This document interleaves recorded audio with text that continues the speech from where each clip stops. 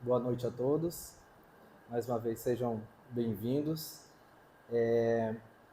Quero começar esse tempinho de fala agradecendo cada um de vocês.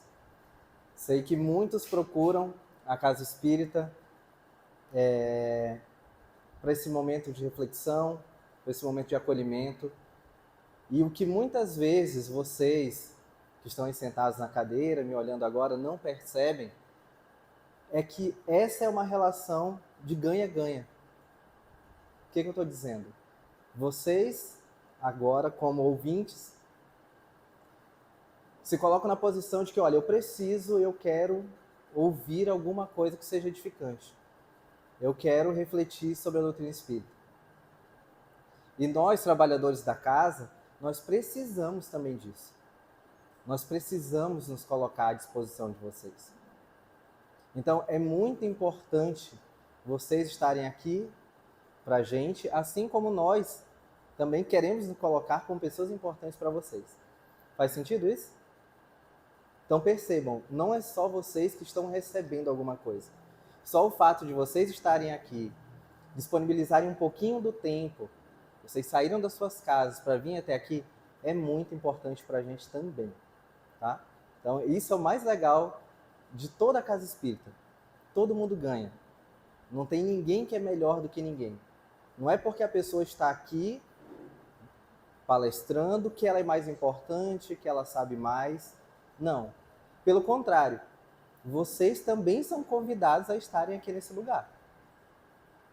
Vocês também são convidados a estudar a doutrina espírita e eu tenho certeza que seja nessa casa, seja em qualquer outra, vocês terão a oportunidade também, se assim quiserem, de compartilhar um pouco a reflexão de vocês, de estudar um pouco mais da doutrina espírita e, no momento de palestra, durante 30 minutos, explicar um pouco sobre a doutrina espírita e sobre os ensinamentos de Jesus. Faz sentido isso? Já pararam para pensar que vocês podem ser, um de vocês pode ser o palestrante de amanhã? O convite está aberto, não é? Lembrem disso. Para começar, o tema de hoje tem a ver com família e tem a ver com transformação da sociedade. E aqui a gente não está para falar só de família em um contexto geral, no senso comum, no que todo mundo acredita que é família. Nem de sociedade também no mesmo sentido. A gente está aqui para falar de família e de sociedade, de transformação da sociedade, pela ótica do Espiritismo. Então, para quem não conhece o Espiritismo é uma doutrina, ela surgiu no século XIX. O que marca o início do Espiritismo é a publicação de um livro importantíssimo, que a gente recomenda muito que vocês procurem, que vocês leiam. Não é um livro muito difícil, é um livro de perguntas e respostas, e o livro se chama, tem o título, O Livro dos Espíritos. Ele foi publicado pela primeira vez em 1857, na França. Um pouquinho distante. Mas é daí que começa os primeiros estudos que a gente diz ser espíritas.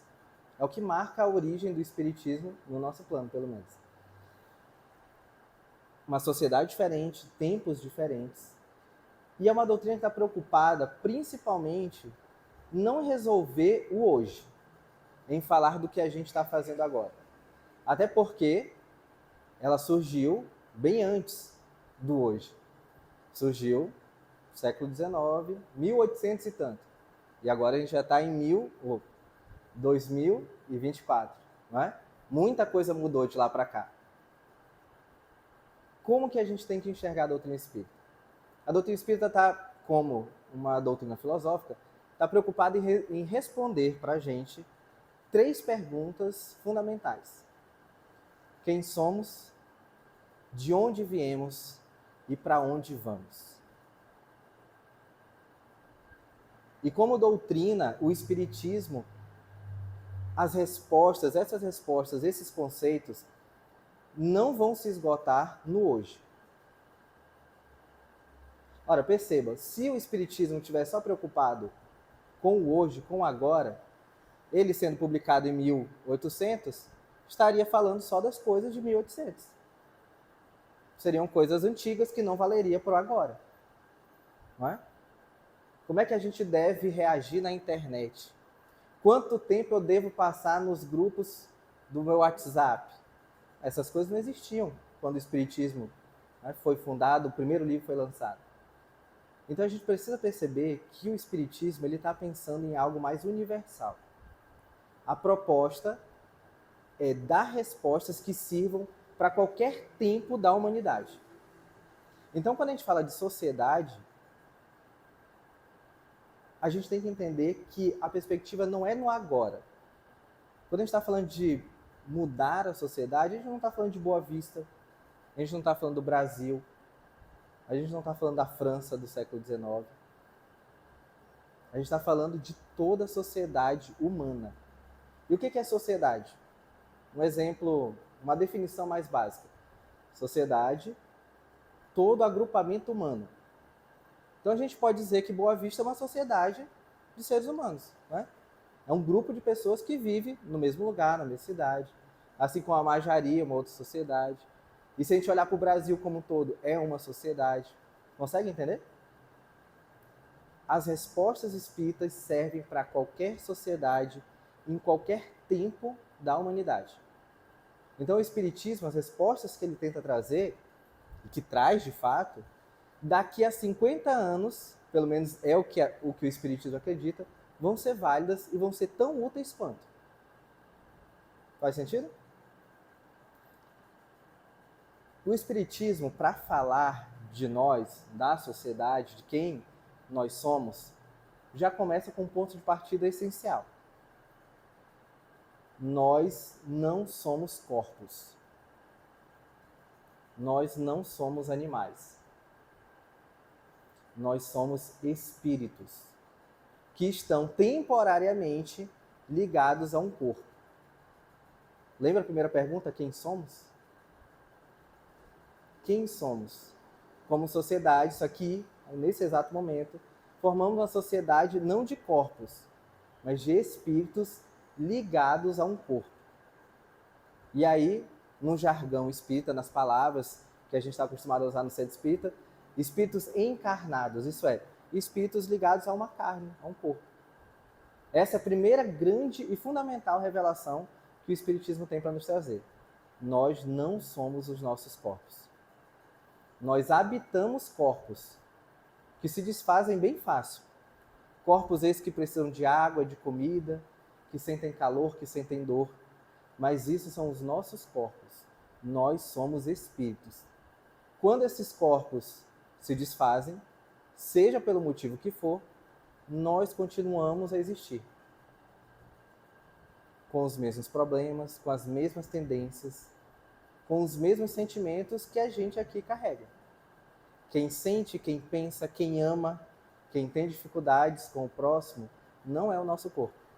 Somos nós, espíritos. E aí, para explicar como os espíritos lidam um com o outro, o Espiritismo vai dizer: todos vêm da mesma fonte. Todos nós viemos da mesma fonte. E essa fonte é Deus. E Deus, que criou tudo, na definição espírita, Deus é a causa primeira de todas as coisas e inteligência suprema. Então nós vivemos em um universo, em um cosmos, que tem como início de tudo Deus. E está tudo organizado por essa inteligência suprema. Não tem nada fora do lugar. Não tem nada que saiu errado. A gente vive dentro de um propósito maior, dentro de uma organização maior, porque o mundo todo, não só o mundo Terra, mas todo o universo, toda a criação de Deus é regida por uma lei maior, que o Espiritismo entende como a lei divina. O Espiritismo vai explicar que entender essa lei, para o nosso nível de entendimento hoje, é muito difícil. Compreender qual é o desígnio, qual é o propósito maior da nossa existência, nós ainda não conseguimos entender. Se a gente comparar quem nós somos numa escala de evolução, como humanidade, como espírito, nós somos ainda bebezinhos aprendendo a engatinhar. Percebam isso, nós somos espíritos imortais numa jornada de evolução, né, para aprimorarmos, para sermos melhores.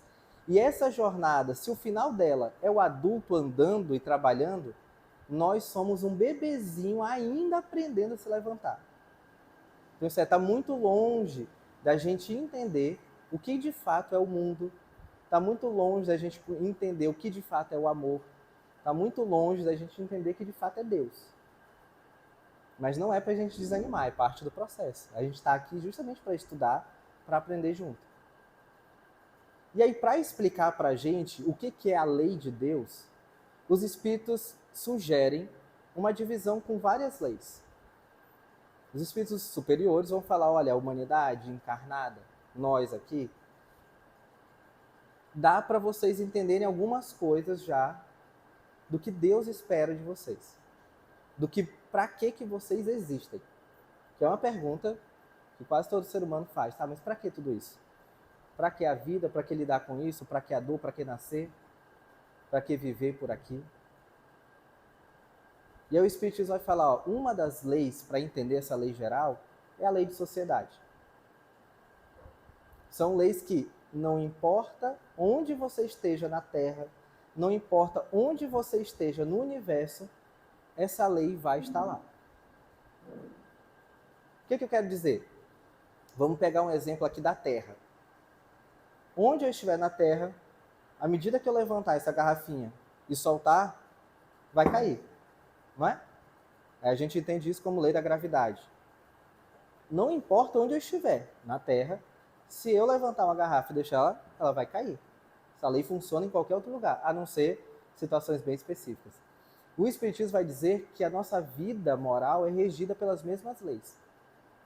Por exemplo, a lei de sociedade. Isso é, não importa onde você, se você está encarnado, desencarnado, não importa onde você estiver no planeta Terra, você precisa viver em sociedade. O ser humano, e aí o ser humano não é corpo, nós espíritos, nós precisamos viver em sociedade. Quando alguém escolhe ficar recluso, isso é, se distanciar da vida social, adoece. Por que adoece? Aí o Espiritismo vem explicar, porque está infringindo uma lei. Uma lei que está gravada em nós, é a nossa programação. É tipo um celular, um computador. Está gravado na gente.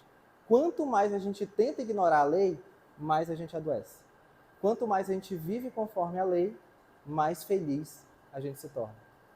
Então, viver em sociedade é uma questão que está gravada na nossa consciência. Se a gente está querendo se isolar, é porque uma coisa está errada com a gente. A gente tem que procurar ajuda. Porque é vivendo em sociedade, isso, a ideia espírita. É vivendo em sociedade que a gente melhora. É vivendo em sociedade que a gente encontra felicidade. Aí parece um contrassenso. Porque ao mesmo tempo, e uma coisa, eu acho que todo mundo já percebeu um pouco isso. Ao mesmo tempo que a gente precisa do outro para viver, não é? E que bom que existe o outro para viver, a gente só está aqui conseguindo sentir o ventinho do ventilador porque tem alguém bem longe daqui trabalhando, às vezes até em plantão, não é? Mesmo no final de semana, para que a energia chegue. Não é verdade?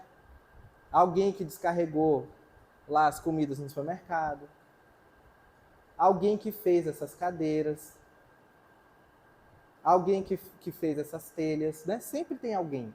A gente sempre está dependendo de alguém. Mas ao mesmo tempo que viver em sociedade traz isso, né? Eu sou feliz, eu consigo encontrar felicidade e realização em viver em sociedade, é também vivendo em sociedade que a gente tem os nossos maiores problemas. É também vivendo em sociedade que a gente tem as discordâncias, os pensamentos diferentes. Eu acho que é assim, o outro acha que é assado. Aí briga, aí não se entende, não é? Alguns acham-se ainda no direito de suprimir coisas dos outros, não é? A gente ainda vive numa situação que, ao mesmo tempo que o outro me traz uma coisa boa, se eu parar minha moto e deixar a minha carteira ali em cima, né, ali na avenida, provavelmente alguém vai levar. né? Ao mesmo tempo que o outro me traz coisas boas, essa vida em sociedade também causa conflitos. Então percebam, viver em sociedade para a doutrina espírita é uma lei. Nós precisamos. Não tem como viver, não tem como ser espírito equilibrado, feliz, vivendo recluso da sociedade. O mais legal da gente perceber que nós somos espíritos, lembrem o que eu falei no começo. Para a doutrina espírita, quem somos? Somos espíritos imortais e que esse corpo se desfaz. E a gente sabe que isso vai acontecer com a gente mais cedo ou mais tarde. Parem para pensar no quão forte e no quão importante é afirmar isso. Para a doutrina espírita, nós somos espíritos vivendo em corpos, várias vezes. Esse corpo que nós habitamos agora não é o primeiro corpo que a gente habita. Não é o primeiro corpo que a gente tem. Isso é, você já nasceu e morreu outras vezes. Você já viveu nessa e em outra sociedade outras vezes. Você já teve outras famílias. Você já foi filho ou filha de outras pessoas. E é por isso que o Espiritismo tem um olhar muito diferenciado do que é família, do que é viver em sociedade. Cada um de nós, se eu falar agora, pense em um familiar seu, você vai ter uma lembrança daquilo que você construiu nessa última encarnação. Mas esse familiar, pense na mãe, no pai principalmente, esses não foram os primeiros pais e as primeiras mães. E o mais importante, essas pessoas que deram a oportunidade de você ter esse corpo, a colaboração deles foi te dar um corpo. Eles não te criaram como espírito. E pela lógica da reencarnação é voltar para a carne. Então, se eu estou aqui agora encarnado, ligado à carne, ao corpo, quando eu morro, eu não morro. O corpo morre, eu continuo existindo. Depois eu sou convidado a ter um novo corpo. Eu reencarno, me ligo de novo à carne. Pela lógica da reencarnação,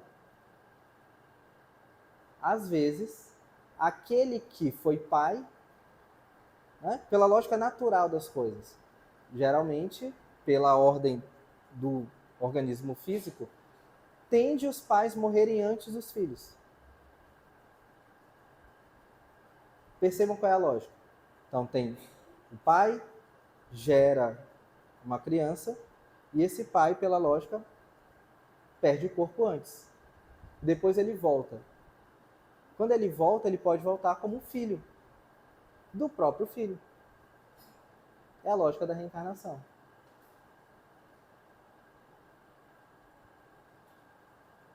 Esse é o grande X da questão da doutrina espírita.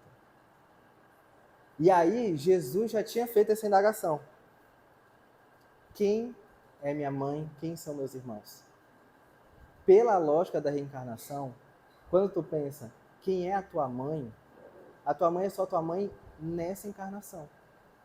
E pode parecer muito estranho para quem está começando a entender a doutrina espírita agora. Mas essa relação que hoje você tem de parentela, numa vida passada, pode ter sido outra totalmente diferente. Quem hoje, encarnado, você enxerga como pai, numa vida passada pode ter sido teu irmão. Quem hoje nessa vida foi a tua avó, de alguma forma vocês podem ter sido até casados em uma outra encarnação. Porque mãe, pai, marido, mulher, filho, filha, primo, essas são definições que nós temos. nós temos aqui. Como espírito, o que existe são relações de afeto, relações de amor. Entre nós, espíritos, não existe pai e mãe. Porque todos nós fomos criados por um pai, por Deus. Nenhum espírito criou outro espírito. Não no sentido de ser pai e mãe, de ser irmão. Então, quando a gente fala de família, a gente tem que entender que família pode ter duas concepções. Primeiro, a parentela corporal, sanguínea. Isso é família, na concepção mais humana, mais carnal da coisa. Mas o Espiritismo vai falar que essa ligação é a ligação da carne, do corpo. Porque na nossa esfera, na Terra, o corpo gera o corpo. Mas os laços mais importantes são os laços espirituais, que não dependem do corpo. Você pode ser muito próximo de alguém, e quase todo mundo aqui vai ter essa experiência, vai ter muita afinidade, vai se dar muito bem com uma pessoa que não tem nenhuma ligação de parentela com você. E pelo contrário, o contrário também é válido. Você vai ter, às vezes, um parente, um primo, um pai, um irmão, que você tem muita dificuldade de lidar, de entender. E o Espiritismo vai explicar isso. Olha, porque existem dois tipos de família. A corpórea e a espiritual. O objetivo maior é qual? Sermos todos, nos perceber e agir como família espiritual. Isso não diminui o valor da carne, porque nós ainda estamos ligados na carne. Mas isso nos faz entender família de uma maneira diferente. Pensem nas características de uma pessoa que você gostaria de conviver. Pense numa pessoa que você gostaria de passar seus dias junto. Na maioria das vezes, essas características nós encontramos em amigos, em pessoas que nós escolhemos. Eu me afinizo com essa pessoa, me interesso por essa pessoa. Às vezes é assim que acaba acontecendo nos próprios casamentos, não é? Pessoas de famílias totalmente diferentes, mas que se encontram e decidem viver, conviver juntos. Isso também vale para amizade e tudo mais. Geralmente a gente não encontra isso na família. Geralmente é na família que nós temos nossos maiores desafios. E aí o Espiritismo vem explicar que não é à toa que nós somos convidados a conviver com o diferente.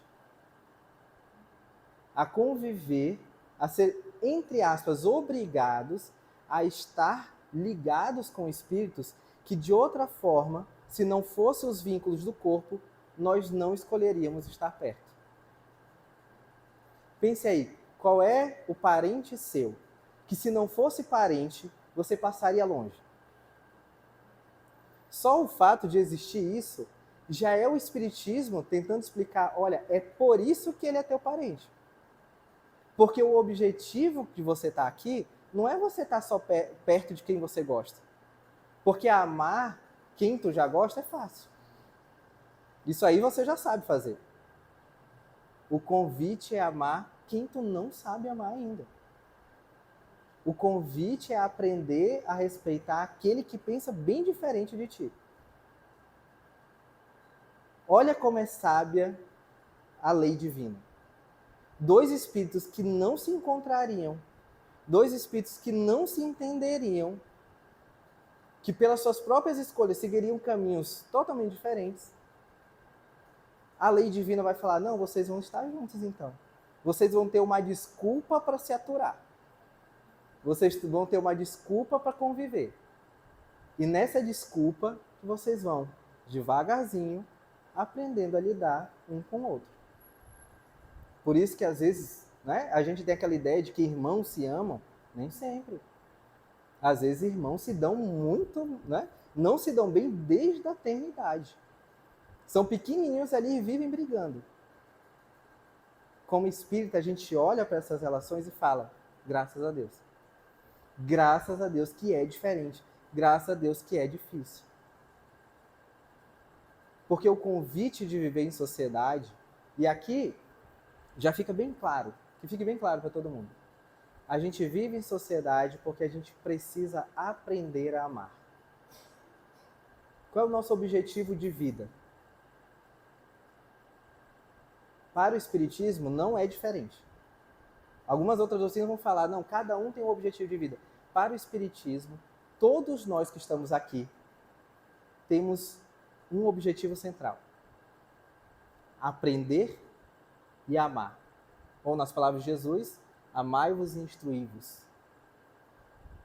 A gente está aqui para aprender o tanto que a gente puder aprender nessa experiência. E esse aprender não é só aprender para nada, é aprender para amar. É por isso que a gente é convidado a viver em sociedade. É por isso que a gente é convidado a viver em família ainda. Porque, percebam, tem animais que convivem, que desfrutam esse mesmo mundo que a gente, que não tem essa relação. Né? A gatinha, depois que tem seus filhotes, passou um tempinho, os filhotes estão livres e pronto, não tem relação. Ah, porque essa é minha mãe. Não, acabou. Para pensar o quanto de tempo que um bebê humano depende de outro humano, né, mais responsável. Isso não é por acaso. Isso é a lógica divina nos mostrando para que a gente existe. Para que a gente precisa do outro. Nossos corpos, diferentes de outros animais, não conseguem viver sozinhos. Por mais bem equipado, por mais bem habilidoso que você seja, você pode até passar um tempinho na mata, mas você vai te faltar alguma coisa. Você precisa do outro, nós precisamos do outro. A gente só vai para frente com o outro. E o que tem a ver com transformação da sociedade? E aí o Espiritismo parte de um princípio que é fundamental e que serve para a gente finalizar essa nossa conversa aqui. Se o objetivo é amar a todos, para a gente ainda é muito difícil amar quem a gente não conhece. Para a gente ainda é muito difícil amar a todos sem distinção. A gente precisa ir exercitando aos poucos. E a lógica divina foi essa. No lugar de pedir que, olha, você, sem preparo físico nenhum, corra uma maratona. A vida não está pedindo para que a gente faça isso de uma vez só. Começa devagarzinho. Dá uma volta no quarteirão. Se o convite é amar todo mundo, a divindade não está querendo que a gente ame amanhã. Mas comece a treinar hoje. Com quem está mais próximo de ti. Com a tua própria família. Então, na lógica espírita é essa. Para melhorar toda a sociedade, não é num estalo de dedos. A gente começa melhorando a família. Quem está mais próximo da gente. E melhorando cada um no seu núcleo, vira um efeito dominó muito legal. Se cada família começa a cuidar de si, cada família começa a se respeitar, a se amar, exercitando o amor, com o tempo a sociedade toda muda. Por isso que o Espiritismo não está preocupado em fazer grandes mudanças de uma hora para outra. É por isso que a gente para, no sábado de noite, para ficar refletindo sobre família. Seja ela qual for. Seja ela qual for. A tua família é importante. Aquela que veio antes de ti é aquela que você já formou ou vai formar. E lembra disso, o objetivo de estarmos juntos, de ser família, é escolher estar junto para lidar com o outro. Esse outro que sempre vai ser difícil. Esse outro que é um outro, vai ter outro pensamento. Mas não desista do outro. Porque desistir do outro, pela lógica espírita, é desistir de você mesmo. Desistir de viver em família é desistir de viver numa sociedade melhor.